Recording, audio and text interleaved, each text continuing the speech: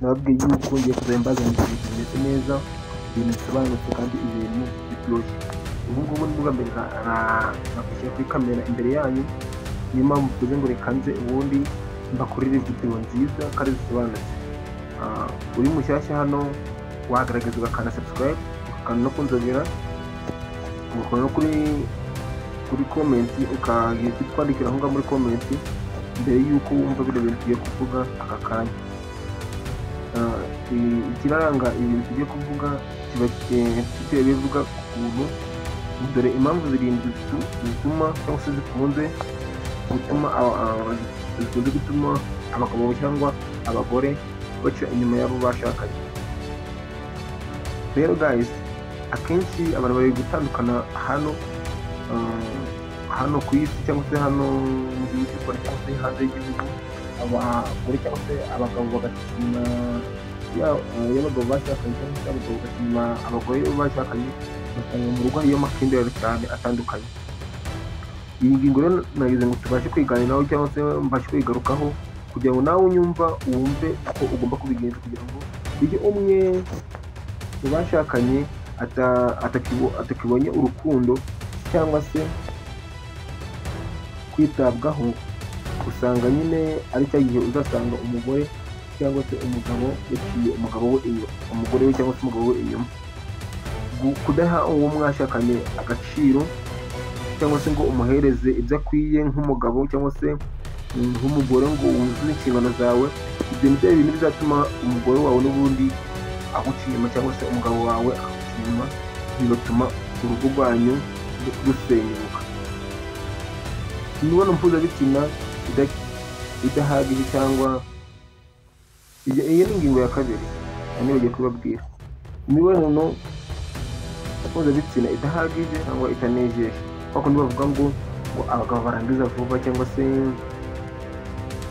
ngo umuntu wikinishije kenshi ukunze kutanoza ya gahunda nyine y'abashakanye cyangwa se kutanoza ibintu by'umuryango, bigatuma umugore we nyine amuca inyuma, cyane cyane ukuntu agiye kwishakira abandi, bitewe n'uko uwo mugore cyangwa se bitewe n'uko uwo mugabo umugore we amufata, bigatuma rero umugore wiwe amuca inyuma. Reka mbabwire rero tudatinze, ntabwo ngiye nshaka kubatindira. Kunanirana mu mibanire bitewe hari ukuntu umugore cyangwa se umugabo bafite ingeso y'ibiyobyabwenge, bakundi kumva. Nangira inama abakobwa cyangwa se abantu bakunze gushaka ukumva ushatse nk'umusore unywa ibiyobyabwenge bitewe n'urukundo rukakuyobora, wamara kukuyobora ukuvuga ngo uzamwihindurire. Oya, ibyo bintu ntabwo bikunze gushoboka kenshi hano hanze. Niyo mpamvu uba ugomba kugaragaza uko ushoboye kose, niba ibintu byanze mukagaragaza mutari mwabana, n'ibintu byanze ukajugunya, n'ubundi ntabwo ababyeyi bamunaniwe ntabwo ari uzamushobora. Irari ry'umubiri, kwishakishamo by'igihe gito, kwishakishamo by'igihe gito, ubwo navuga ngo kwikinisha. Hari abantu benshi bakunda kuvuga ngo kwikinisha ni ibintu byiza, abandi bakavuga ngo kwikinisha ni ibintu bibi, ariko nkanjye uburyo nabibabwiramo, kwikinisha ni ibintu byiza. Impamvu mbabwiye ngo ni ibintu byiza, iyo umuntu yikinisha abasha kumenya uburyo mu rugo rwiwe uko bizaba bimeze, niba atagerangiza vuba, niba azanezeza umugore, niba mbese byinshi bitandukanye. Abahanga bakunda kuvuga ngo ukunda kurwara inkondo y'umura, ujya ibyo byose barabeshya. iziriya ndwara zose bavuga ngo ni ukwikinisha, iziriya ndwara zose barabeshya.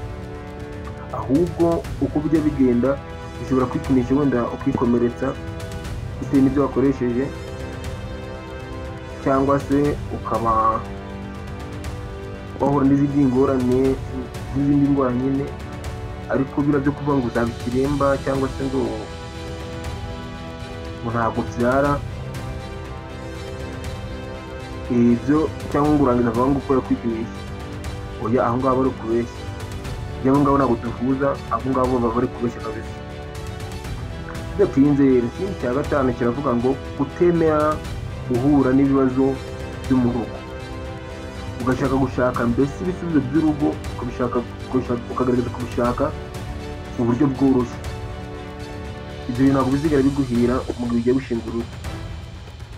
Mu gihe cyose ugiye gushinga urugo birabujijwe kugendana n'aba basore cyangwa se n'aba bakobwa mwagendanaga, kuko wibuke yuko wavuye ku byo witegekagaho.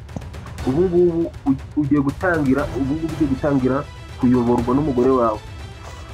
Ari handi uzumva ngo nta hantu ubundi wemerewe kujya umugore wawe atahazi, kuko aba aguhangayikiye. Iyo umugore aguhangayikiye rero ni cya gihe ugasanga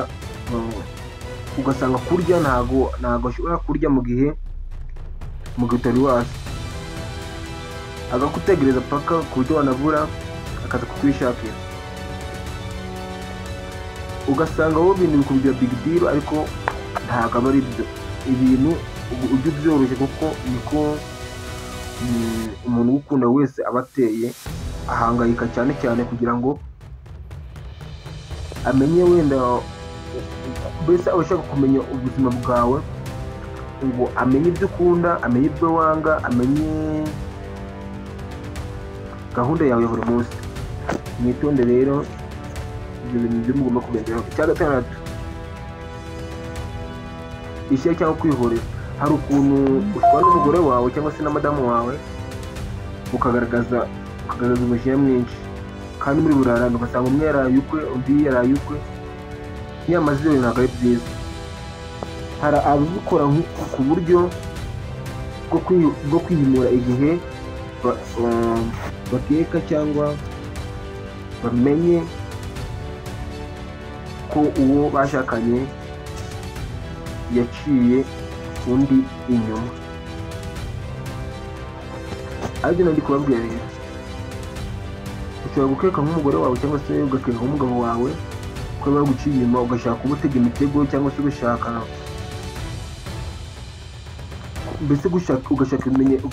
nk'ibimenyetso byose byatuma umenya uburyo nyine yaba yaraguciye inyuma, cyangwa se uburyo